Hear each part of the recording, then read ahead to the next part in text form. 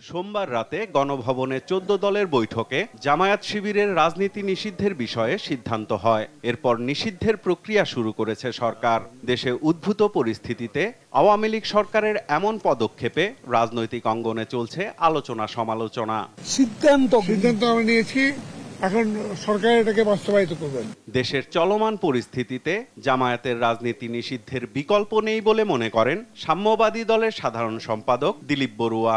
সাম্প্রদায়িক চিন্তা চেতনার রাজনৈতিক সন্ত্রাসী শক্তির উৎস হচ্ছে এই জামাত। সময়ের জরুরি প্রয়োজনে আজকে জামাতকে নিষিদ্ধ করা ছাড়া বিকল্প নাই।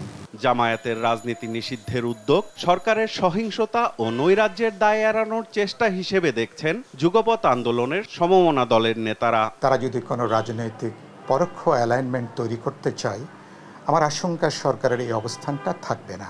বিদ্যমান সংকটের প্রেক্ষিতে পুরো ঘটনার দায়-দায়িত্ব নিয়ে আওয়ামী লীগ সরকারের পদত্যাগের যে প্রশ্নটা এখন প্রায় সমস্ত মহল থেকে উচ্চারিত হচ্ছে, তাকে কিছুটা আড়াল করবার জন্য পুরো জিনিসটাকে একটা বিশেষ গোষ্ঠীকে দায়-দায়িত্ব দিয়ে নিজেদেরকে বাঁচাবার কৌশল হিসেবে জামাত শিবিরকে এই নিষিদ্ধ করবার কৌশলী উদ্যোগ। তাদের ক্ষমতাকে টিকে রাখার জন্য আরও কঠিন এবং কঠোর ব্যবস্থা এবং জনগণের বিরুদ্ধে যে যুদ্ধ ঘোষণা করেছে, সেই যুদ্ধ ঘোষণার আরেকটা প্রক্রিয়া হচ্ছে এই নতুন আরেকটা উপাদান, আরেকটা এজেন্ডা জাতির সামনে এনেছে। মঙ্গলবার বিকেলে গুলশান কার্যালয়ে সংবাদ সম্মেলনে সাংবাদিকদের বিভিন্ন প্রশ্নের জবাব দেন বিএনপি মহাসচিব মির্জা ফখরুল ইসলাম আলমগীর। বলেন, কোন রাজনীতি গ্রহণ করবে বা বর্জন করবে তা দেশের জনগণই সিদ্ধান্ত নেবে। সরকার একটার পর একটা ইস্যু তৈরি করে, সেই ইস্যুকে ডাইভার্সনের দিকে নিয়ে যায়।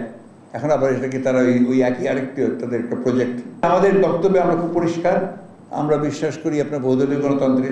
আমরা বিশ্বাস করি যে যারা যারা এখানে রাজনীতি করে তাদের অধিকার আছে রাজনীতি করার। এখন জনগণের দায়িত্ব হচ্ছে সেটা দিয়ে কার রাজনীতি সে গ্রহণ করবে, কার রাজনীতি সে গ্রহণ করবে না। এর জন্য যেটা দরকার সেটা একটা অবাধ সুষ্ঠু নির্বাচন, অবাধ নির্বাচন। আজকে যে এত ক্রাইসিস, এই ক্রাইসিসের মূলে তো হচ্ছে আপনাদের দেশে কোনো প্রতিনিধিত্বমূলক কোনো সরকার নাই। ক্ষমতাসীন আওয়ামী লীগ জঙ্গিবাদের সবচেয়ে বড় পৃষ্ঠপোষক বলেও মন্তব্য করেন মির্জা ফখরুল ইসলাম আলমগীর। সরকার পরিকল্পিতভাবে এই দেশের জঙ্গিবাদের তারা পৃষ্ঠপোষকতা করেন। সাইফুল রিপন, দেশ টিভি, ঢাকা।